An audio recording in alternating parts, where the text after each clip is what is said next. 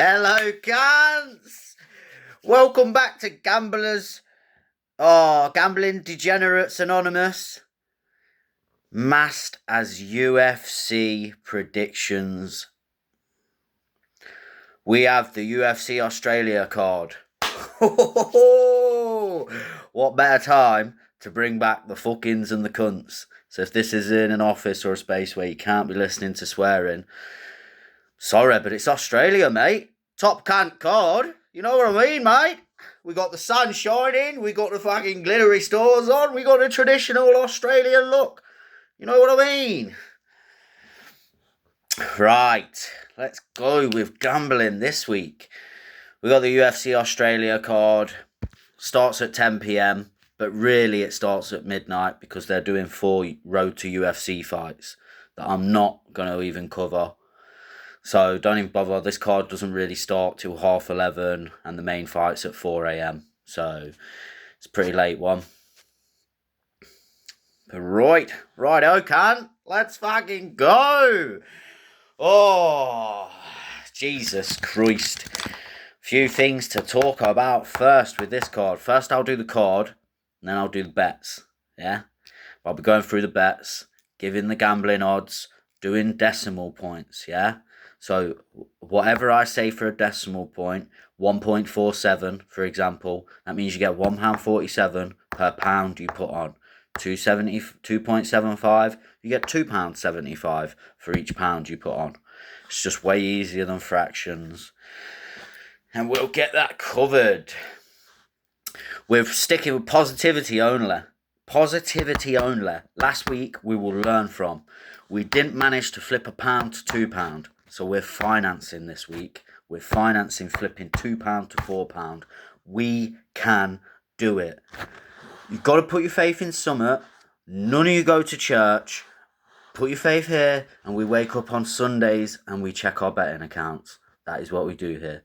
We wake up on Sundays and we check our betting accounts. Or if you're a more stable man, you wake up Sundays and you learn what you can use at training. Oh.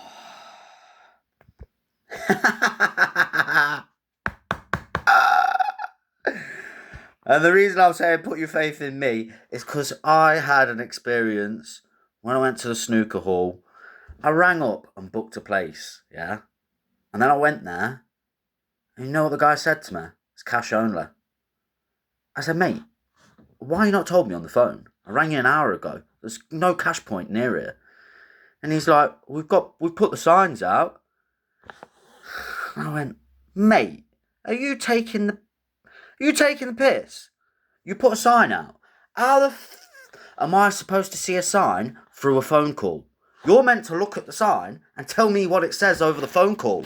Not me arrive here and then you say it was cash only. And I went, mate, what are you doing? And then he's on the phone talking to someone else who's making a booking. I went, mate, tell him it's cash. Put the phone down again. Yeah, but we've put the signs out. I thought, fucking hell, man. Fuck me. And then I asked him to make me a cup of tea. So you know what I mean? This poor dumb guy has had me giving him shit at work. He's thick as fuck already. And I put faith in him to make me a cup of tea. With no spitting. And for it to taste good. And you know what? It fucking tasted good. So the stars are aligned. And we are winning this week. We're flipping. Our main aim is to flip. Yeah? We double what we put on. That is the aim in fighting. Anything more, you're just being a casual hopeful, yeah? And we got to put them bets on. So I suggest if you're a man that's disciplined, just put your tenner on and see if it becomes 20. If you're feeling wild, put 10 that becomes 20 and with a crazy £5 bet. Cool. But what we're doing here is we're flipping £1 until it's $500,000. This week, we flipped £1. It came back as nothing. So we're going to put our own £2 in. And it's going to become £4. Let's fucking go. But before I talk about the card, let's go in to the fact that it's an Australian card. Now, the last Australian card was Israel Adesanya and Sean Strickland. So the natural New Zealand / Aussie guy lost. And with the English curse last week, I'm worried about the English curse for Alexander Volkanovski, English heritage. Because I think Dan Hook, we'll talk about that later. But in the last UFC card that was Aussies, 5 of them won and 5 of them lost. We've got, how many we got? We've got 10 Aussies in 9 fights. So there's only 2 Aussie one fight with Aussies versing each other. So it's how many out of them 9 fights are going to become winners. That's what we need to work out before here. But we got Australian Pride. They've just had Australia Day there. I think the weekend just gone. And Australians love their pride, and I feel like their fighters proper go for it. Some of them I might even say to pick just for Australian pride, not for because they're actually good at fights or that they could win a fight. And also the likeness that this has to last week's fights. We got Sean O'Malley versus Song Yudong and Paddy versus Justin. Well, in the main fight, we've got an old guy, Alexander Volkanovski, versus the young gun, Diego Lopez. Both share traits, really, with last week's main event. Old guy, young guy, well more seasoned opponents in Alexander Volkanovski. Same for Gaethje, way more exciting, but in Volkanovski, Diego Lopez batters the lowers, but already lost to Volk, already lost to Evloev. Is he just a Paddy reincarnated? We will see. And I think Benoit Saint-Denis represents Song Yudong. I think Daniel Hooker represents Sean O'Malley. Good strikers, decent grappling, young gun, up and coming, serious power. If it goes to decision, it's possible it could fall to Dan Hooker just because it's in Australia. Just because it's in Australia. That looks proper good with that Australian glow. Oh, so that's just some things I'm going to speak about before we even talk about the fights. Right. Let's go to the fights. I wrote this down a bit wrong, so I need to get back to my original ones. Right, we've got 10 Aussies on the cards. The only fight without Aussies in is Rafael Fiziev and Mauricio Ruffi in the main events. Just under the co-main. Rest, we've got an Aussie to go with. And we're going to start off with a featherweight, 145-pound fight. We got Khan Offley, who fights out of Australia. Absolute MMA, but is Turkish, obviously for the name. And we've got Chinese, just one name, Yizha. Oh, he's the favourite at 1.47. Khan Offley is the underdog at 2.75. I'll just check that's still the same odds, because the odds have changed since I did my betting research. Not a lot to say with this one. Yizha, the Chinese guy, I am not picking him even though he's the favourite. He's the favourite because he's a round 1 specialist, kind of finishes people in the first round. He's got a TKO win in the UFC with only 2 decision losses. Got speed, got power.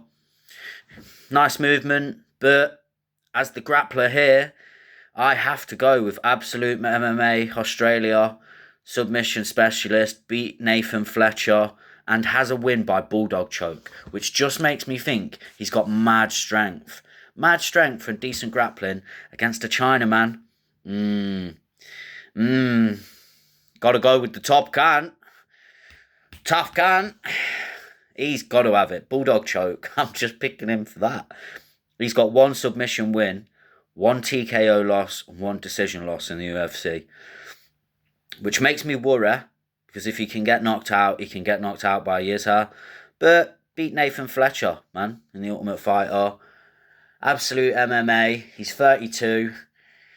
Could be in the right prime right now. It's in his home country. Well, he says he's Turkish, represents them, but he's born in Australia, so he's been there a long time. Got to go with it. First Australian on the card, if you count it, after the road to UFC fights.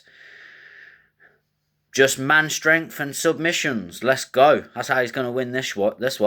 2.75. That is who I am picking. We got an underdog.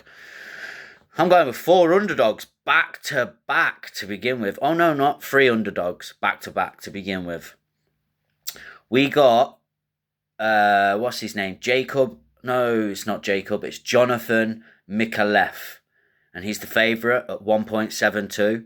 And we've got, let me try my Welsh. We got Orban Elliott. We got Orban Elliott. Oh, that was well more Indian.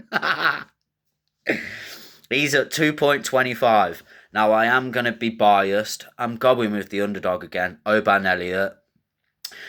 He's beat my boy George, and I know how good George is, George McManus. He's training out of Subzone, who I love, Kamatakaru. I love Subzone, love going there myself to train, and think, damn, this is how I would train and teach people for MMA and for Supreme Grappling. I love it there.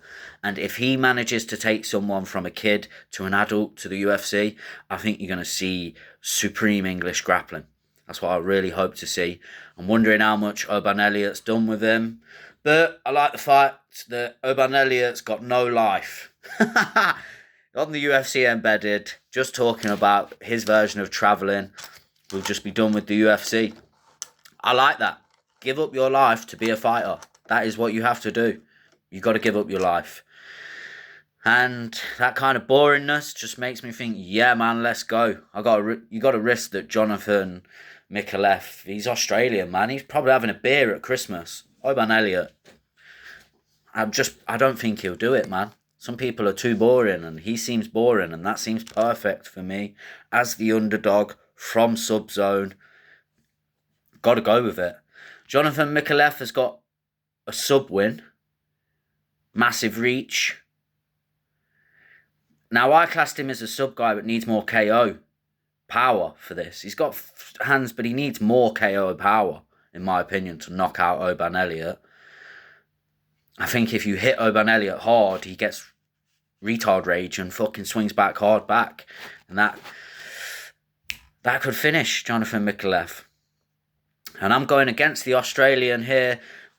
Back-to-back underdog, Orban Elliott. Let's bloody go, mate. Let's go. Fuck, I'm picking a Welshman. What is wrong?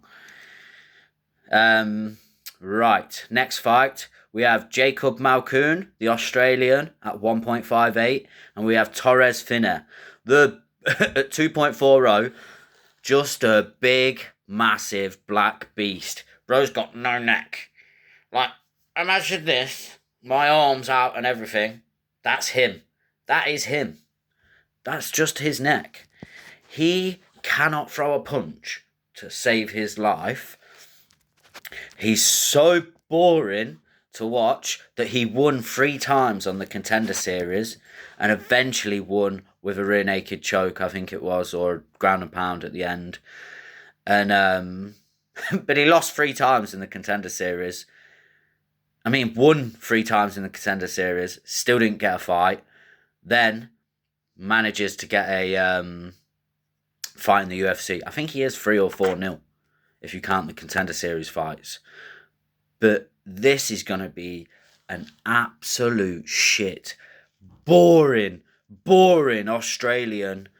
Because they're going to boo. They're going to boo this fight. They're going to boo this fight hard in Australia. And either Jacob Malkoun with his boxing heavy, KO guy, I think he peaked in 2022, so he's falling off and he's coming back from injury.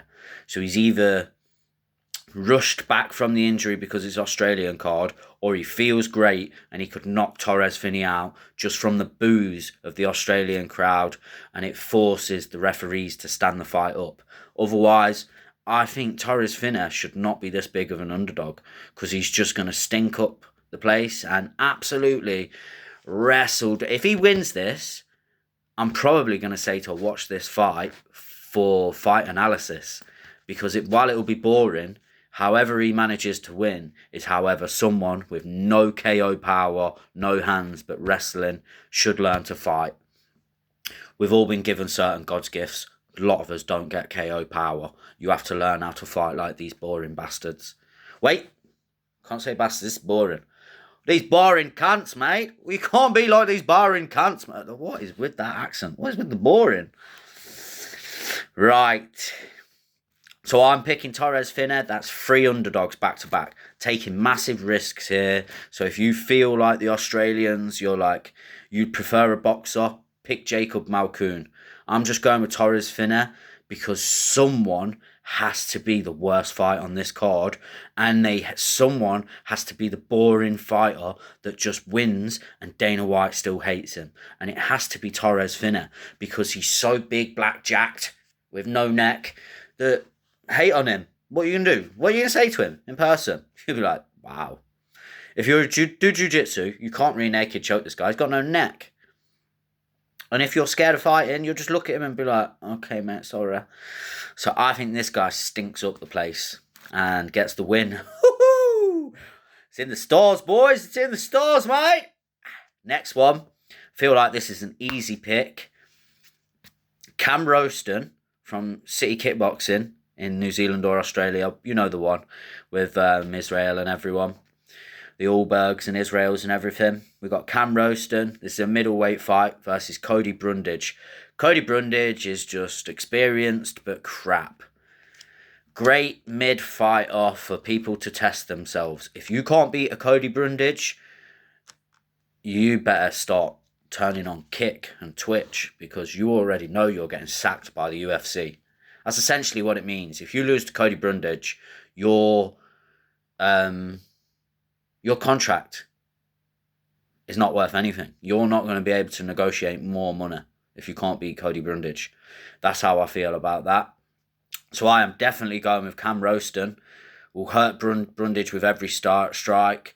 Potential to lose just from not being smart, because Cody Brundage might be smart because he's experienced.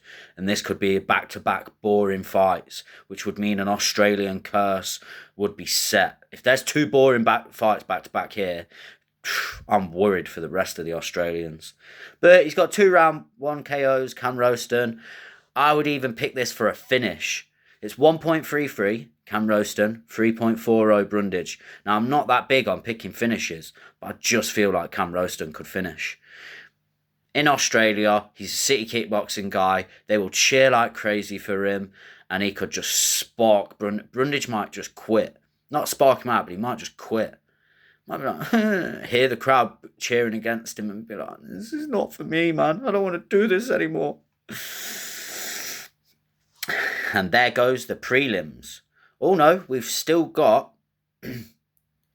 I needed to go back. Is Junior Taffa before them? Yes, Junior Taffa and Billy Elikana is before them. I've got it written down different because originally in the betting odds, the order of the fights was different. But right, we've got Junior Taffa versus Billy Elikana. Billy Elikana. Both crap. But Junior Taffa's coming from heavyweight to light heavyweight. He is 2.75. He's Australian. Billy Elikana, middleweight, moving to light heavyweight. He is 1.47. Junior's 29. Elikana's 30.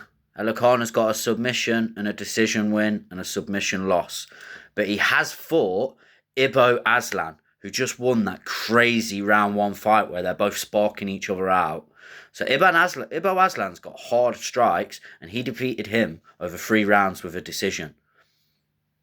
Because this is one of the fights where I've flipped. There's only 2 fights where I flipped my picks. And that was Khan Offley at the beginning, and it's now this one. Originally I had Junior Taffa just because it was Australian, and I realised that I'd mixed him up with his brother because Justin Taffa won on the last Aussie card.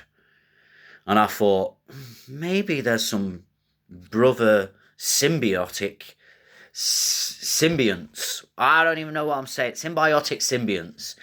Whatever that means. Something to do with brothers winning because they both fought in Australia. And I thought, nah, more likely you lose, man. I looked at who he's beat and they are literally trash cans at heavyweight.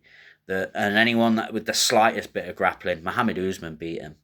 And I thought, if Mohammed Usman beat you, Billy Ellicano should. You may have cut down weight, but you got a better chance against heavyweights. If all your thing is KO power and no grappling, you can't be taking that. Cannot be taking that to the light heavyweight division. He's got 2 KOs, lost to 2 subs, a KO and a decision. So I can't pick Junior Taffa now. I was picking him solely based on Australian aura and his brother winning last time and me mixing them up. But I can't do it now. So I've changed my pick to Billy Ellicano, a favourite, 1.47. And it has gone to him. That is who we're picking. Right, this next one. This is crazy odds. This is better odds than when it was Nurmagomedov versus Figgy last week. This is better odds than anyone ever for ages. And it's 2 Australians fighting each other. And I don't get how this makes Australians feel good or... Well, I don't get why this fight was made. It's Quillan Salkilde, who's 1.08. That's ridiculous to win. To double chance finish, submission or KO is 1.20. So I would pick him for that. Straight KO, it's 1.71.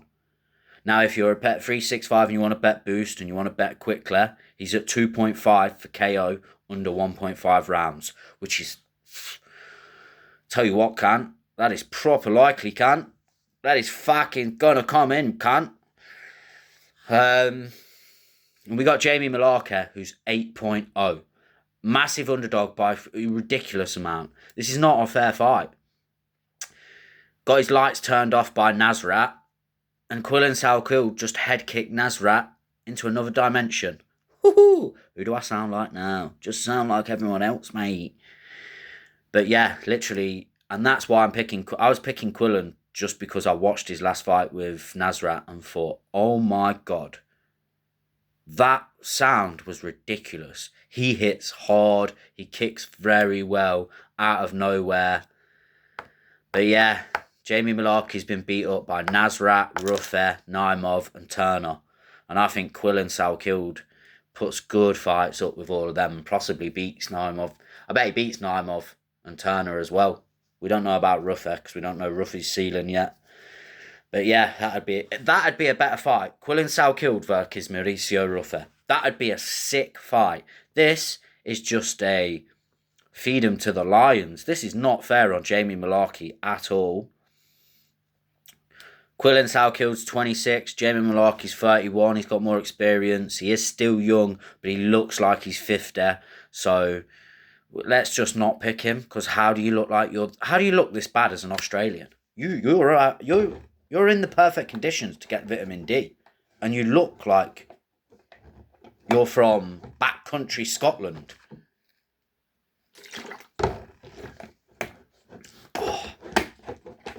Oh. You know when the lid of your bottle tastes like weed? Woohoo! Lovely. Right. Are we into the main card? Is that main card now? Can't tell. I ain't got me to... Yeah, it must be. Because there's got to only be 5 fights on the main card. That was the beginning of the main card. Mad. That is going to be crazy. Quillan Salkilde. Pick him. Next fight we got is Tai Tuivasa, Australian, underdog, 3.4. And Teleshinj, whatever, Teixeira, Brazilian, 26. Coming in at 1.33. These are heavyweights. These are big heavyweights.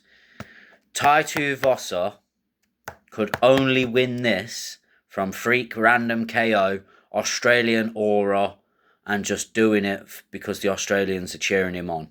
Otherwise, he is absolutely shot it, crap, focused on the next part of his life. You only need to look his Instagram for that. He's trying to keep himself promoted and make money off of whatever it is outside of the UFC that's making him money. Because in his last 5 fights, he's been finished in 4 of them and lost a decision in the last one. Split decision against Rosenstruik, I think it was. I'm sure that's what it was. But no win for 4 years. And And actually, I need to remember this. Let me see if I got this written down somewhere. He lost by Ezekiel choke in round 2 to Volkov in Australia last time. Lost to Ezekiel choke. Lost to an Ezekiel choke in the UFC. Now, if you don't know, the Ezekiel choke is essentially, how can I put this? The same sort of thing you do for a rear naked choke, but in front of the person. So it's just locking your forearm over their neck, digging your fist in. Depends. Some people do it different. But I mean, it's fist in and blocking the fist and holding the fist in until the person taps out. How the fuck are you a heavyweight and tapping out to an Ezekiel choke? How is your neck not strong enough to withstand an Ezekiel choke? How is your grappling not good enough to withstand an Ezekiel choke? You know, I once dated a girl in jiu-jitsu, and you know what she said to me once? She tried arguing with me that her coach would Ezekiel choke me. I'm like, not a single person will ever Ezekiel choke me.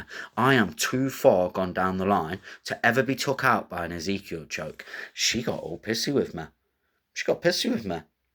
And you're right, gentlemen. She did end up dating that coach. So I can't fault her. She was backing her boy. You know what I mean? She was backing her boy. She's like, he's Ezekiel choke. I'll tap you with an Ezekiel choke in the gi. I'm like, you can't fucking tap shit with them little baby girl hands. You ain't doing nothing. You ain't Ezekiel with me. Oh, no one should get Ezekieled. And so I can't pick him. Because it'd be like picking her coach. It would be like picking her coach. I can't pick. Not for he's lost an Ezekiel. I'm not doing it. I'm not picking someone who loses by Ezekiel.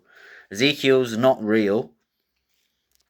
Unless you're against someone so shit, so weak, and with no neck strength.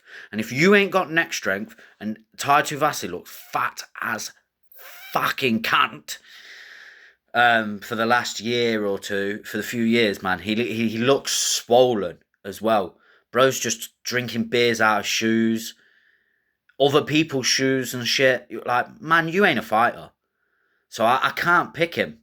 But if you believe in Australian aura and Australian underdogs, great pick for 3.4. But get out the UFC. He's out the UFC. This is basically his retirement fight. So he could only win with one crazy bomb that wins him his retirement fight, and he definitely needs to quit in Australia then, because he won't get no bigger than that. That'd be a perfect moment for him. I don't think you deserve the perfect moment. He doesn't deserve it. So I'm gonna go with Teixeira, 1.33, 26, massive. Got power, and just coming off of a humbling Derek Lewis loss. Derek Lewis just pounded him into the ground in round 1, and that made me think Derek Lewis looked good. And Derek Lewis looked like dog shit against Waldo Acosta last week, as we found out. So that was originally why I wanted to pick Tai Tuivasa, but then I just looked into him, watched his fights, looked at his Instagram, research, just thought, nah, I can't pick you. You're a donut. You're literally a donut. He's Homer Simpson reincarnated. So I can't pick him. Teixeira's like 6'7" as well, so he'll be way bigger. And I think he just hopefully pieces him up. Because he's been finished. He's been knocked out, submitted, all sorts in his last fights. His last win's 2022 or something, 2021. Might have been earlier than that. And you just think, yeah, man. And you look at his Instagram, he's proper posting the old days. That's his build-up for this fight. Like, look at what I did originally, man. Like, what a life I've had, and this and that. So I think, yeah, he retires here. I can't pick someone like that. Teixeira. Right, into the final 3 fights. Woo! I have been questioned, like, move away from this. Because of the bars. It makes it look like you're in prison. I am in a prison. I'm in a prison of loss until we win these bets. We are in prison until we are gambling overlords. Do you know Brighton Football Club was bought by a gambler? He essentially got so good at gambling that all he did was win so much money, He bought Brighton Football Club and runs off statistics now. He just runs off statistics the same way he did for gambling. That's how he runs the football club. And they are just popping out talent, making money left, right and centre. That could be us, boys. We're going to make so much money. We're going to make millions off the UFC. We buy shares in the UFC. Bang. Circulates. Money just circulates forever. Circulates forever. We can do this. Right. Get in. We're into the final fight. Not final fight, final 3 fights. Rafael Fiziev versus Mauricio Ruffi. This is a lightweight fight. Rafael Fiziev is 32, Ruffi's 29. Are these both coming off losses? I don't know. I mean, I know that Ruffi's coming off a loss. Ruffi is coming off a loss so bad that I have completely flipped the script on him. Because I had money to come in on him in his last fight versus BSD. Benoit Saint Denis, who's on the next fight. And he just got embarrassed by him. And I lost money on him. And I cannot pick him again because he's got to earn his way. He's got to earn his way back. And beating Fiziev is a way to earn his way back. But I can't pick him to beat Fiziev when Fiziev was making Justin Gaethje fights look normal and okay. He made Justin Gaethje look okay enough that we forgot Justin Gaethje's an absolute tank. That's how well Fiziev's done in both decisions. That you were like, you know what? Yeah, give him another fight with Gaethje. Let's see what happens. And it was still just like, still can't even tell. Fiziev's a peak fighter. He's just had injuries. And that's the only thing that would put me off him. But at 1.72, I'm picking Fiziev. Better opponents by miles.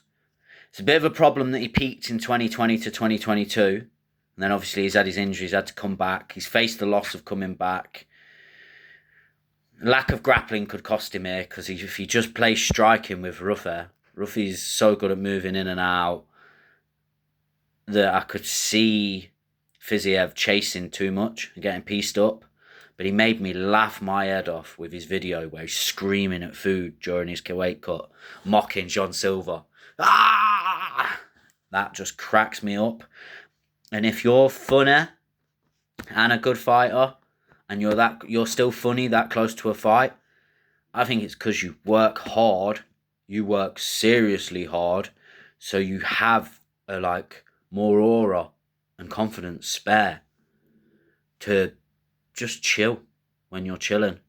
So I think that could be good. Fiziev probably looks at Ruffi and thinks, you got battered by BSD, so I need to run through you right now. So I'm hoping he thinks Thailand's closer to Australia. Yeah, man. I'm going with Rafael Fiziev. 1.72. Can't pick Ruffi after he fucking got embarrassed by BSD. And what is beating Bobby Green and Malaka? It's worth nothing now. Just the same as Padda, it's being worth nothing.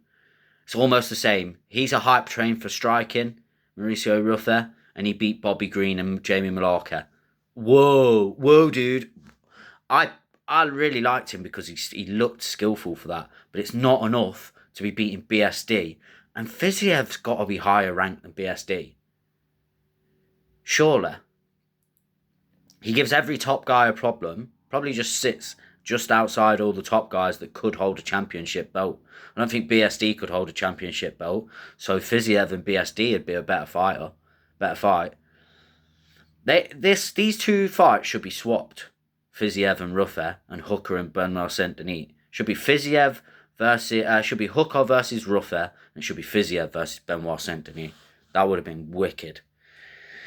But on to the next fight now. Dan Hooker, Benoit Saint Denis. Dan Hooker's 35, Benoit Saint Denis 30. Dan Hooker's just ultimate dog man, loves 1 minute scraps, just loves scrapping forever, almost a Maori culture kind of guy. And Benoit Saint Denis is just the tough, whatever the gay French soldiers are. If it's French, it's gay. So I'm not mocking anyone who's gay, although I would if I could. But I'm just mocking French because they are gay. Because we have a great saying here. We have a great saying. When I first came here, I hated the Americans. I hated the Italians. I hated the French. And do you know what now?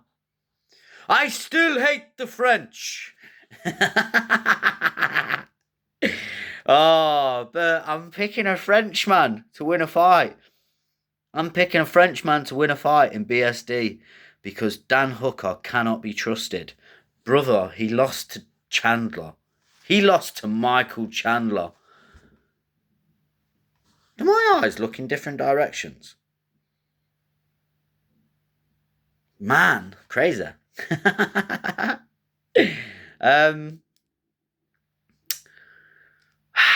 Benoit Saint Denis, I think he loses to the cream of the crop. But Dan Hooker is not cream of the crop.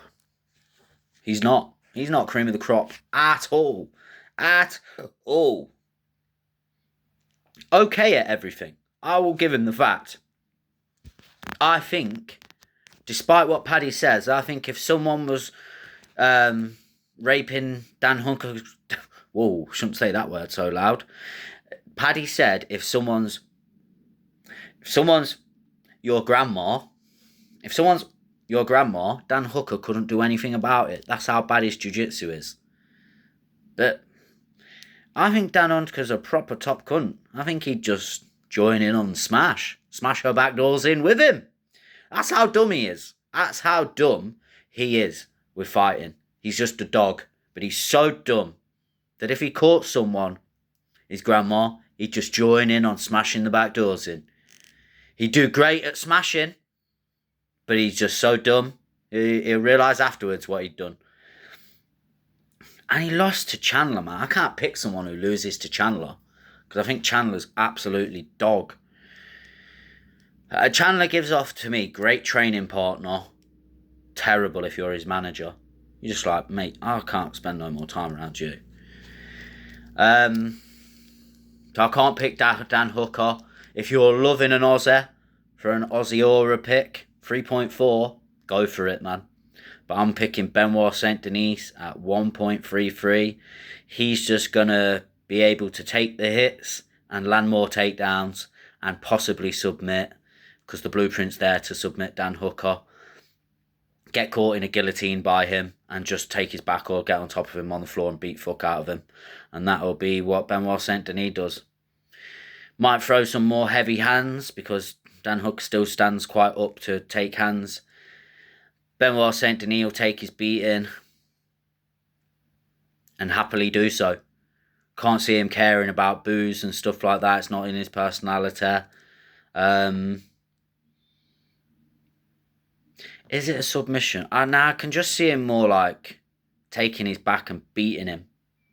Either taking him back or mounting him and just laying a beat down. It'll look exactly like the Mauricio Ruffy fight if he wants it to.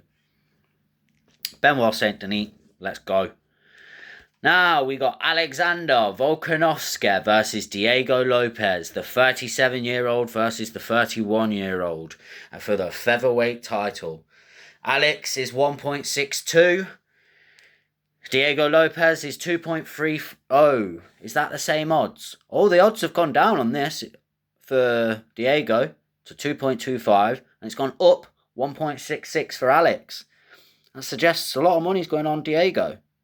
Oh my God.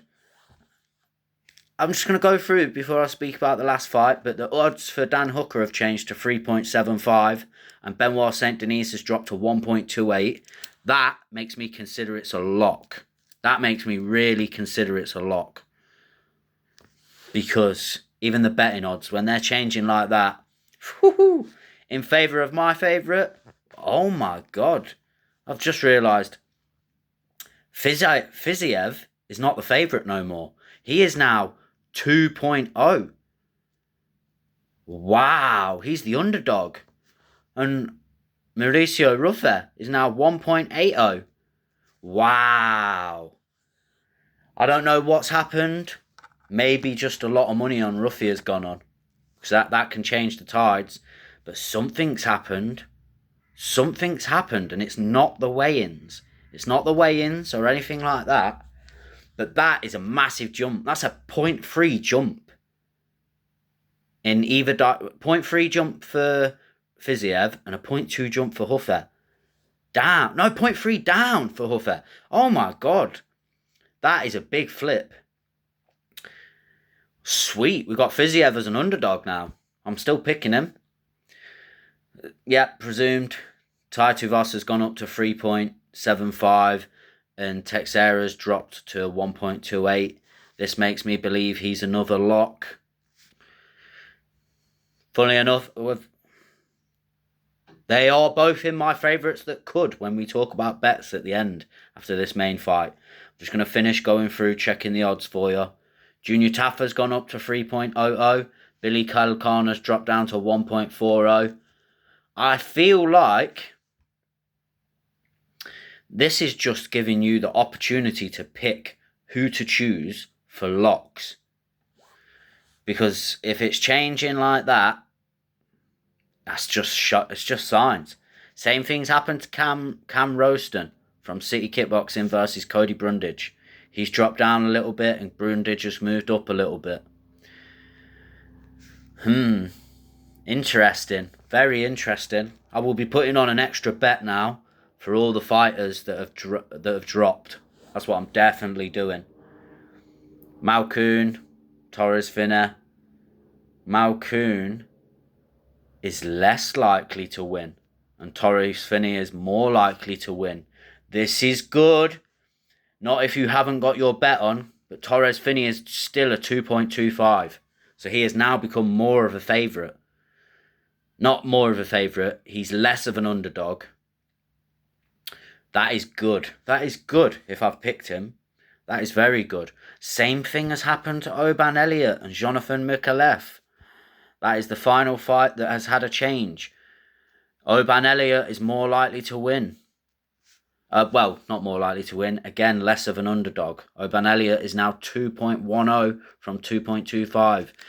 These are excellent jumps. Excellent jumps. Now let's go back to the main event. We have Diego Lopez versus Alexander Volkanovski. Now that was last. These two fought last for Alexander, but Diego Lopez battered John Silva in the meantime and then was given this fight.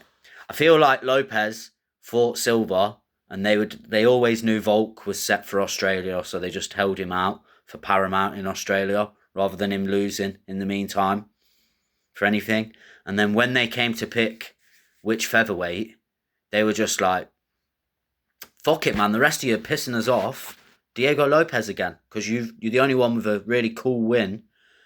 And supposedly they're gonna do Murphy versus Evloev to build a undefeated fighter to verse for the title next. And you got to think about the future like that. So maybe they just think Diego and Alex versed each other for the vacant title. It was a close fight. When you rewatching it back made me pick Lopez. But I'm still sticking with Alex. This is a very hard fight to pick. The main events always are when it comes to betting. I never tell people to bet on your main events. The main card is always hard to predict. A lot harder to predict. Prelims are way easier to bet on. That's where you should focus your money if you're a gambler. But yeah, I've been jumping back and forth on this. And I've jumped back again to Alexander Volkanovski, sticking with the IQ. Replica of Justin Gaethje winning last week. If Justin Gaethje can beat Pader, Volk can beat Lopez. He's got Australian aura. Australian Day just happened. He could win this, and if he wanted to retire, he could with a beautiful blessing. He's got Australian crowd cheering him on. I think he should want to try and finish to really get something stamped in his legacy.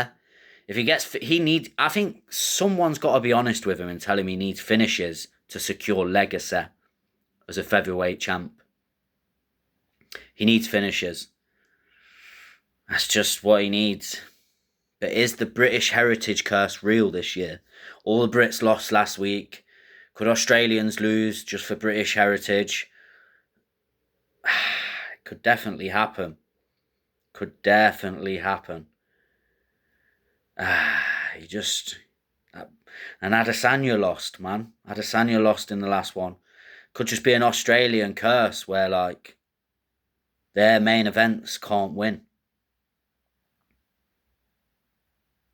And I mean, he did get embarrassed by Sean Strickland. And Volk's just waiting to get embarrassed, in my opinion. He may get a couple of wins, but then the embarrassment's going to start falling. The Tony Ferguson curse is for all fighters. It's the true persona of what happens to every fighter in the end. Tony just carried on fighting. It's you get to the end and there's nothing but loss waiting for you. There's nothing but losing, and you have to learn to call it before they come in and people count them towards your legacy. Same thing happened to Anderson Silva. Stayed around too long. If he'd have quit before his first ever loss or got his win back and Chris Weidman the second time and quit then, people would have still cast him as a GOAT forever. And the same thing's happening to Volk now, unfortunately. That's what I think. But I think Australian aura and the fact it's in Australia could get him by this one last time. His last one with Diego was like, right, I need to come back, win the vacant title, just to prove a point that all my reign as a champ was worthy of something. And Tapoya just caught me and he was lucky. And now he's got, right, it's in Australia, I need to do this for Australians. I do worry that he could have had beers and too much food over Christmas because he's just Australian. They'll do it, get caught slacking, and have to do a bit too much of a hard weight cut in place of it. Because that's what people will do here. They've had fun at Christmas and sacrificed a harder weight cut. But in sacrificing a harder weight cut, you run the risk of getting battered. You run the risk of getting battered. Diego Lopez has only just turned 31.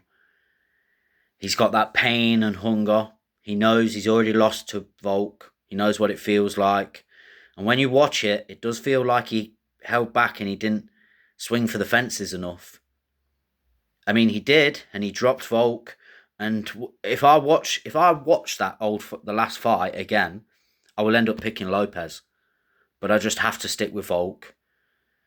And if he dies, he dies. But he could die. Because if Lopez is smart, he will just go all out this time.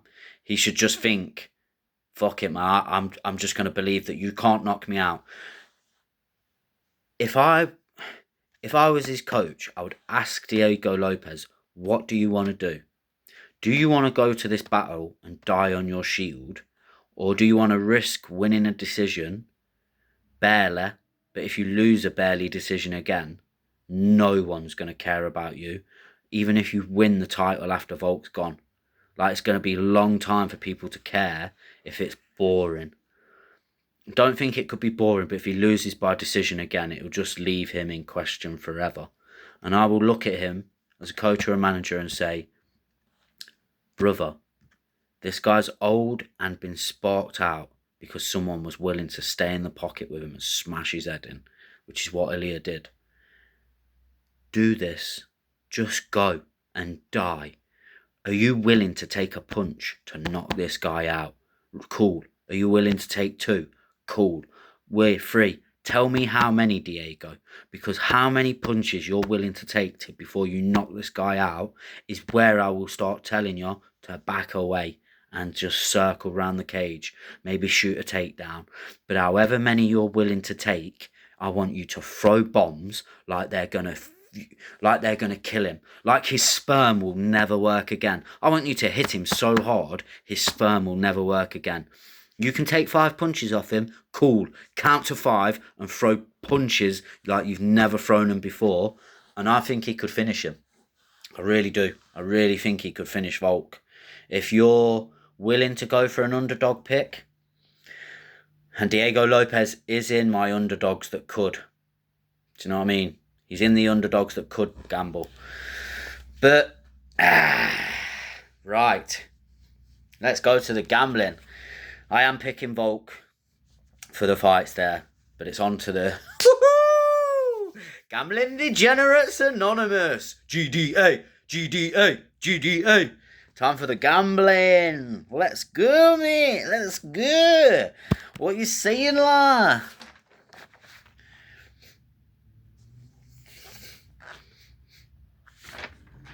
Right. Righto, can't. Righto, can't. If anyone has a problem listening to this, we're talking about Australian card. So we're not swearing in England. We're just speaking in Australian. We're talking another language right now. Fucking and cunt in Australian is as Alhamdulillah to the Muslims. You know what I mean? Oi, cunt. Let's have some top cunt bets. You know what I mean? Fucking oi, mate. Oi, mate. Let's go. Right. We are going to start off with not the underdogs that could, but the underdog Aussies, mate. We are going to write down who the underdog Aussies are, and you can pick the underdog Aussies. Pick the underdog Aussies if you like. I would suggest just putting them in a fold. There is 4 underdog Aussies. I'm just checking now that things haven't switched, that there's no bets. Yes, we've got 4 underdog Aussies. The 4 underdog Aussies are Junior Taffer at 2.75, Tai Tuivasa at 3.4, Dan Hooker at 3.4, and Khan Offley at 2.75. Yeah? Let me see what they are with the most recent bets, and I will just tell you what Junior, Tai, Dan, and Khan.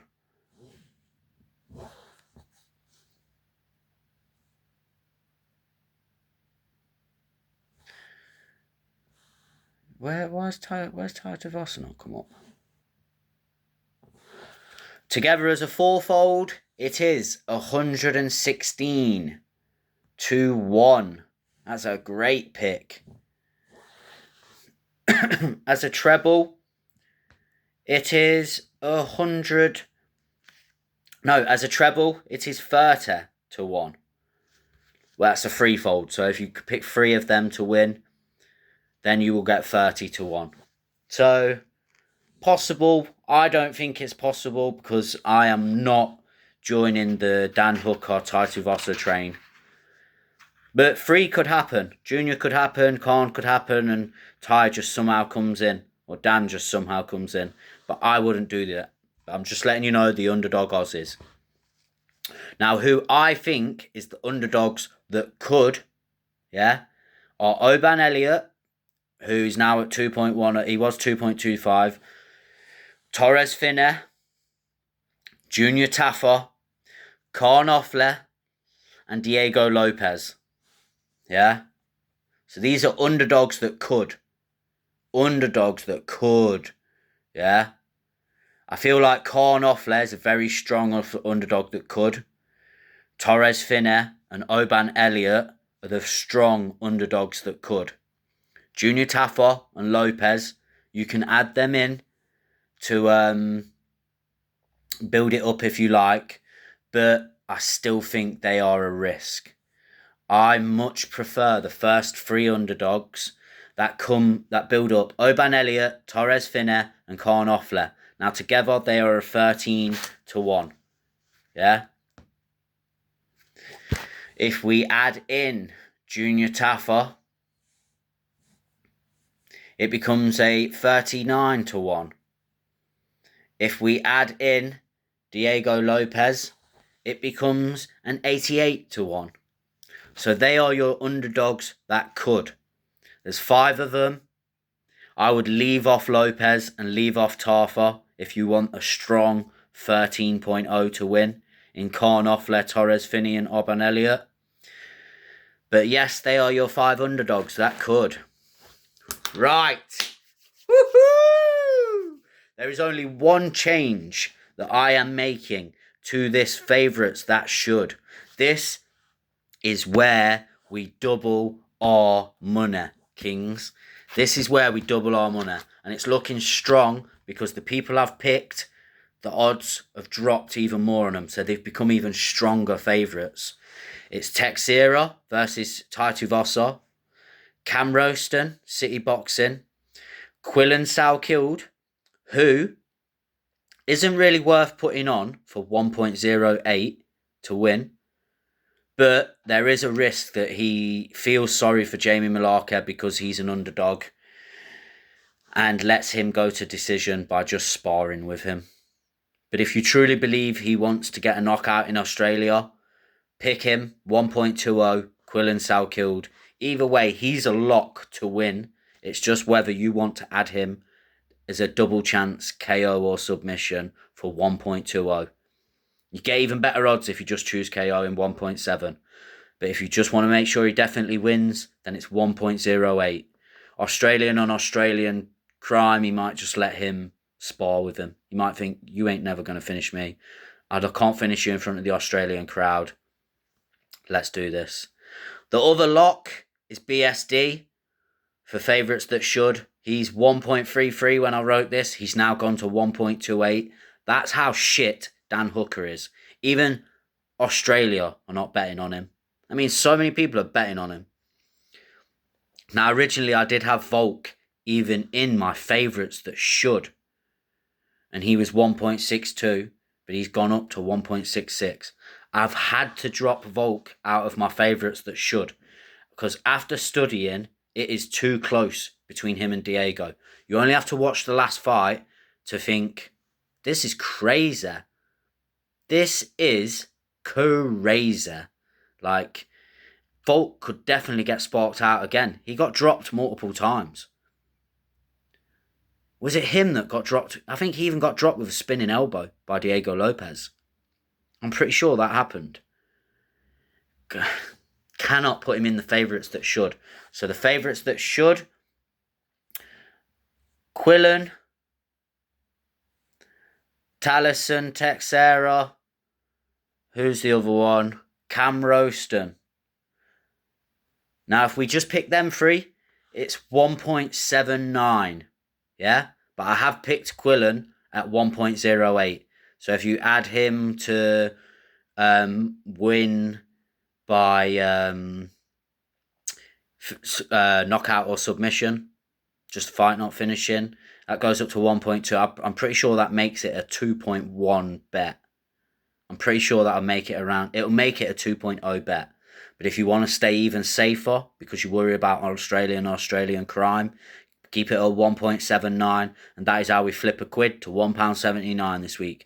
£2 to what's 40p off £4, £3.60. It's growth. This is substantial growth. This is what these crypto divs do for crypto. We do it for fun, the love of the game, the love of watching someone get sparked out and think, I made me money. Someone suffered for our money. We're not crypto bros, we're just bros. That is how we make our money. But if you're feeling even more riskier, add in Benoit Saint Denis, and we got 2.30.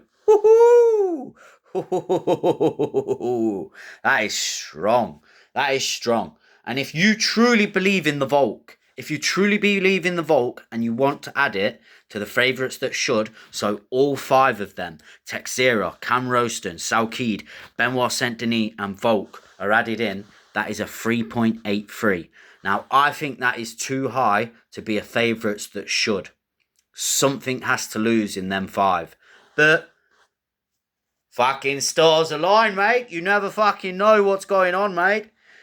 That's all I'll say, is you never know, and he's coming in to put in his top performance. It's the greatest Volk we've ever seen. We're going to get 4 fights out of him. We've probably got 4 fights more out of him. How you think you can watch the greatest fighter you've ever seen and still look and think, might squeeze out 4 fights out of him, tells me you know he's old as shit and that it's possible he could lose. Did not like that from Volk's coach on the embedded. But that is what I'm going with. That is what we're going with. Let's go, boys. Stars align. Ayo, you fucking cunt. Fucking hell, mate. UFC this weekend, if you want to watch it at 10. Crappy your road to UFC fights. No.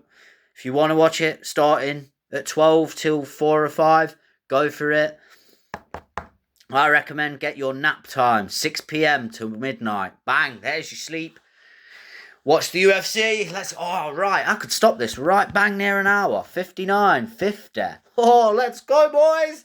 Let's go, boys. We're winning the bets this weekend. The stars have aligned. Oi, cans.